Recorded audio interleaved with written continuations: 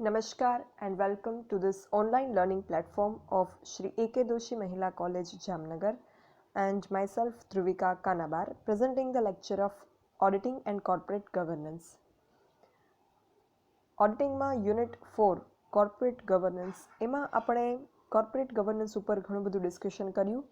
Last સેશનમાં આપણે corporate governance model વિશે ચર્ચા કરી. અત્યારે આ સેશનમાં આપણે કોર્પોરેટ ગવર્નન્સના મૂળ સિદ્ધાંતો કે મૂળ તત્વો, પ્રિન્સિપલ્સ ઓફ કોર્પોરેટ ગવર્નન્સ, એના વિશે ડિસ્કશન કરીશું.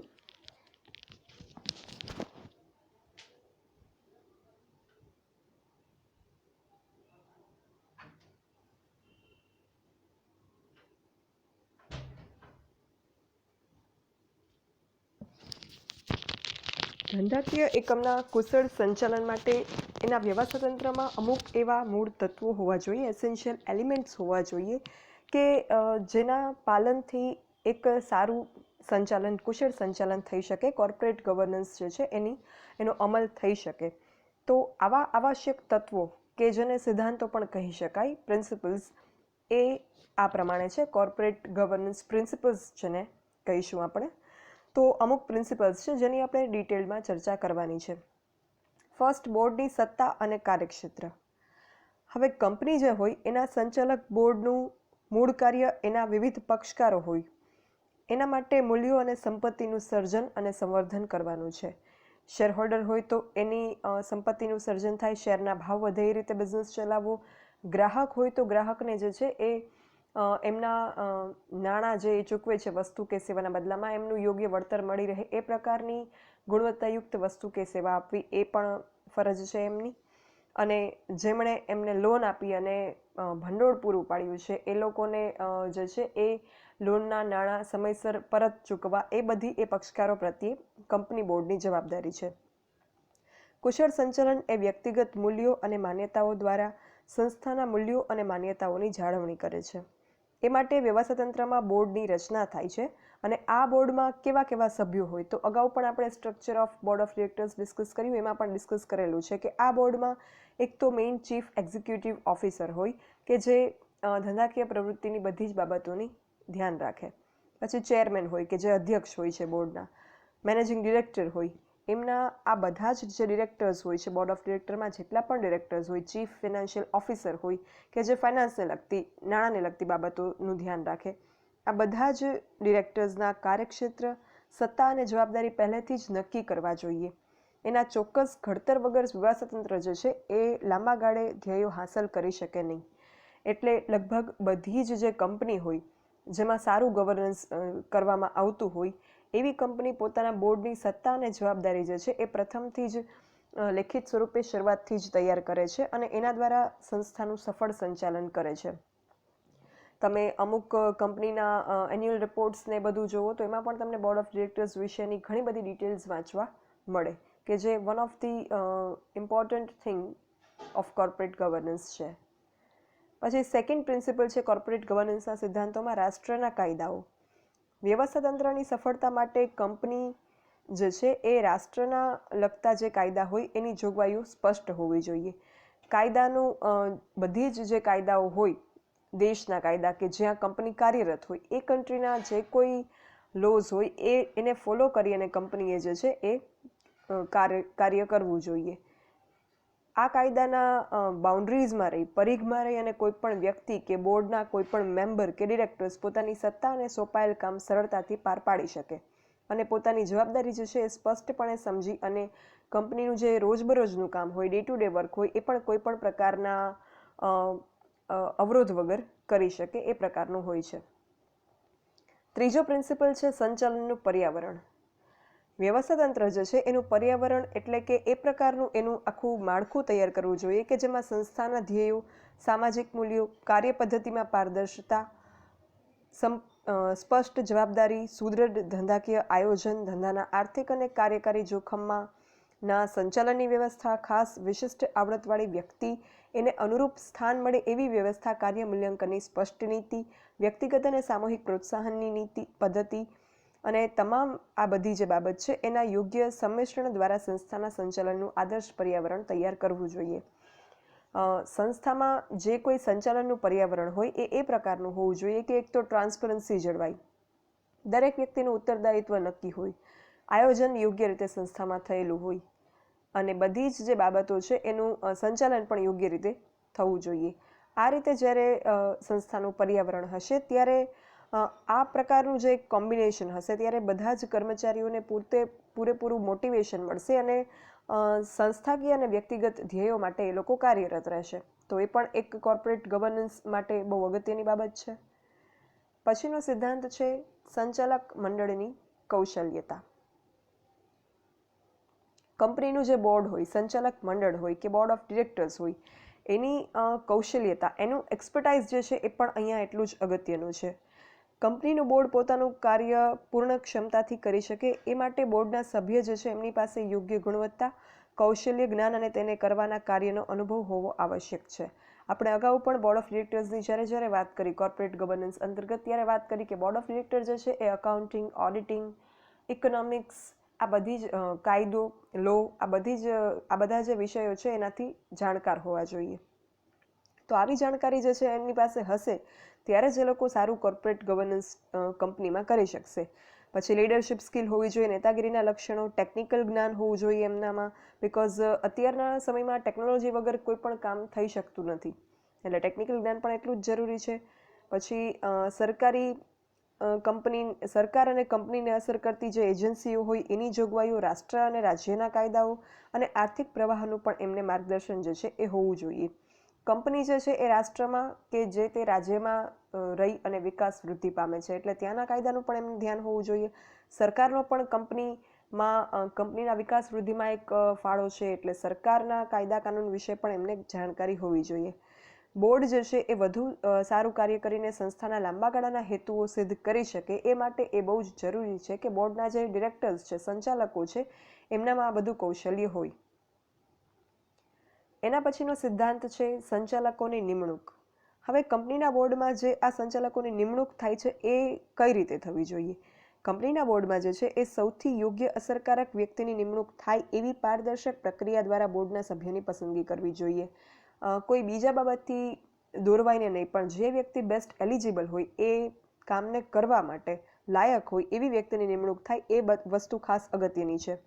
કંપનીના બોર્ડ સભ્યની નિમણૂક અને પુનઃ નિમણૂક, એમને રિન્યૂ પણ એમનું જે અપોઇન્ટમેન્ટ હોય એ કરવામાં આવતી હોય એને પુનઃ નિમણૂક કહેવાય. તો પુનઃ નિમણૂકની પ્રક્રિયા જે છે એ કાયદાની અને વહીવટની તમામ જરૂરિયાતો સંતોષાતી હોવી જોઈએ. નવા સભ્યને સ્થાન આપતી વખતે તે વ્યક્તિના કૌશલ્ય, લાયકાત, અનુભવ, સંસ્થાની જરૂરિયાત સાથે સંબંધ ધરાવતા હોવા જોઈએ. સંસ્થાને જે પ્રકારના માણસની જરૂર હોય એ પ્રકારની બધી જ લાયકાત એ સંચાલકમાં હોવી જોઈએ, ત્યારે જ એની સંચાલક તરીકે નિમણૂક યોગ્ય ગણાય, સંસ્થાના અને સંસ્થા સાથે જોડાયેલા પક્ષકારોના હિતમાં ગણાય. કંપની જે છે એની ચોક્કસ ક્ષેત્રમાં યોગ્ય લાયકાત ધરાવતા સભ્ય પ્રાપ્ત થાય એ બહુ અગત્યનું છે. દરેક સભ્યને એની નિમણૂક થતાં તેના નિમણૂક ઓર્ડર લેખિતમાં અને એમને કરવાના કાર્ય, એમને આપવાનો સમય અને બિનકાર્યક્ષમતા માટે એમની શું જવાબદારી થશે એ બાબતની સ્પષ્ટતા કરવી જોઈએ. એટલે જ્યારે કોઈ સંસ્થામાં સંચાલક તરીકે નિમાય છે ત્યારે એ વસ્તુ એને ક્લિયર હોવી જોઈએ કે એમનું કામ શું છે, એમનો રોલ એન્ડ રિસ્પોન્સિબિલિટી સંસ્થામાં શું છે, જવાબદારી શું છે, અને એ જવાબદારી અગર એ નહીં નિભાવી શકે તો એ બિનજવાબદારી બાબતે એમના ઉપર શું જે છે એ કાર્યવાહી કરવામાં આવશે. એ બધી બાબત જો એમને ખ્યાલ હશે તો એ લોકો એમની ડ્યુટી નિભાવવામાં, ફરજો નિભાવવામાં પૂરેપૂરું જે છે એ ધ્યાન આપી શકશે. એટલે એ વસ્તુ પણ અહીંયા એમને જાણ કરવી અગત્યની છે. પછી 6th પ્રિન્સિપલ છે સંચાલક મંડળના સભ્યોને તાલીમ. જેમ આપણે કર્મચારીઓને તાલીમ આપીએ, કોઈ પણ સંસ્થામાં કોઈ કર્મચારીઓની નિમણૂક થાય એટલે કર્મચારીઓ જે છે એ વેલ ક્વોલિફાઈડ હોય, એમની પાસે જરૂરી લાયકાત બધી જ હોય, છતાં પણ એમને તાલીમ આપવામાં આવે છે. બિકોઝ જે સંસ્થાની કામ કરવાની મેથડ છે એનાથી એમને અવગત થવું જરૂરી છે અને એ બાબત માટે એમને થોડીક તાલીમ આપવી જરૂરી હોય છે, ભલે એ લોકો પાસે લાયકાત ઓલરેડી હોય જે તે કામ કરવા માટેની. સેમ વસ્તુ સંચાલકમાં લાગુ પડે. સંચાલક મંડળના જે સભ્યો હોય એમને પણ તાલીમ આપવી જરૂરી બને. કંપનીના બોર્ડમાં નવા સ્થાન પામતા સભ્યો જે હોય એ પોતાની ફરજ વધારે સારી રીતે નિભાવી શકે એ હેતુથી એમને નિમણૂક આપ્યા પછી એમને તાલીમ આપવામાં આવે છે અને આપવી જોઈએ. ગુડ કોર્પોરેટ ગવર્નન્સ માટે એક આ પ્રિન્સિપલ છે. આ તાલીમમાં એમને કઈ બાબતની તાલીમ આપવામાં આવે તો કંપનીના મૂળભૂત ઉદ્દેશોથી એમને અવગત કરાવવામાં આવે. કે જેથી કંપનીના ઉદ્દેશોને સિદ્ધ કરવામાં એ લોકો પોતાનું બેસ્ટ પરફોર્મન્સ આપી શકે. એટલે કંપનીના ઉદ્દેશો વિશે જાણકારી આપવામાં આવે.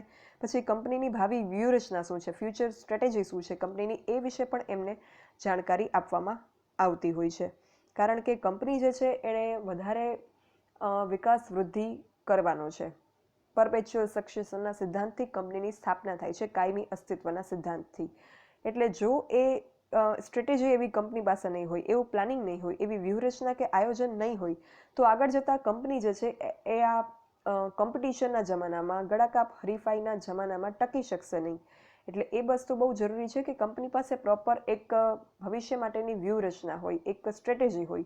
એ સ્ટ્રેટેજી ફોર્મ્યુલેશનનું કામ અને સ્ટ્રેટેજી ઇમ્પ્લિમેન્ટેશનનું કામ, વ્યૂહરચનાનું રચના કરવી અને એનું અમલવારી કરવી, એ બંનેમાં સંચાલક મંડળના સભ્યોનો બહુ જ અગત્યનો ફાળો છે.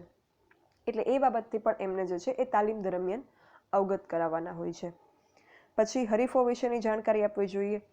કોમ્પિટિશનના જમાનામાં ક્યારેય કોઈ પણ કંપની હરીફોને નજરઅંદાજ કરીને કે હરીફોને ઇગ્નોર કરીને પોતાનું કામ ન કરી શકે અથવા તો પોતે વિકાસ ન કરી શકે. એટલે હરીફો જે છે એની જાણકારી પણ સંચાલક મંડળના સભ્યોને હોવી જરૂરી છે. હરીફોના દરેક સ્ટ્રેટેજીની, હરીફોના દરેક આગલા સ્ટેપનું એમને જે છે જાણકારી હોવી જોઈએ કે જેથી એ લોકો પોતાનું આયોજન એ રીતે કરી શકે કે બજારમાંથી એ કંપની બહાર ન ફેંકાઈ જાય.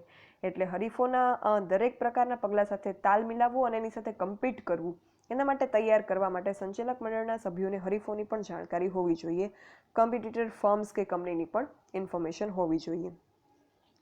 પછી કંપનીની નબળાઈઓ અને શક્તિઓથી પણ સંપૂર્ણપણે વાકેફ હોવા જોઈએ સંચાલક મંડળના સભ્યો. એટલે એની પણ એને તાલીમ આપવી જોઈએ. હવે જ્યારે ક્યાંય પણ કામ કરવાનું હોય ત્યારે એ જગ્યા હોય કે કોઈ વ્યક્તિ સાથે કામ કરવાનું હોય, એની નબળાઈ અને શક્તિની જાણકારી હોવી એ બહુ જ અગત્યની વસ્તુ છે. When you want to perform that task perfectly, જ્યારે તમારે કોઈ કામ યોગ્ય રીતે કરવું હોય તો કામ તમે જેની સાથે કરો છો, એ વ્યક્તિ હોય, વસ્તુ હોય, જ્યાં કરો છો એ જગ્યા હોય, એ બધી જ બાબતનું તમને એની નબળાઈ અને શક્તિ વિશે જાણકારી હોવી બહુ જરૂરી છે. અને એટલા માટે જે કોન્સેપ્ટ છે, જે તમે ફર્સ્ટ યરમાં આઈ થિંક ભણ્યા છો, SWOT analysis, SWOT, SWOT analysis. આ SWOT એનાલિસિસ શું કહે છે કે S સ્ટેન્ડ્સ ફોર સ્ટ્રેન્થ એટલે કે શક્તિ, W સ્ટેન્ડ્સ ફોર વીકનેસ એટલે કે નબળાઈઓ, O સ્ટેન્ડ્સ ફોર ઓપોર્ચ્યુનિટીઝ એટલે કે તકો, અને T સ્ટેન્ડ્સ ફોર થ્રેટ્સ એટલે કે ભય. કોઈ વ્યક્તિ હોય ઇન્ડિવિજ્યુઅલ, તો એને પણ પોતાનો જો વિકાસ કરવો હશે તો એ વ્યક્તિને પોતાનું સ્વેટ એનાલિસિસ કરવું જોઈએ. તમે કોઈ સંસ્થામાં કામ કરો છો, ત્યાં તમારે એ સંસ્થાનો જો વિકાસ કરવો હોય તો એ સંસ્થાનું સ્વોટ એનાલિસિસ તમારે કરવું જોઈએ.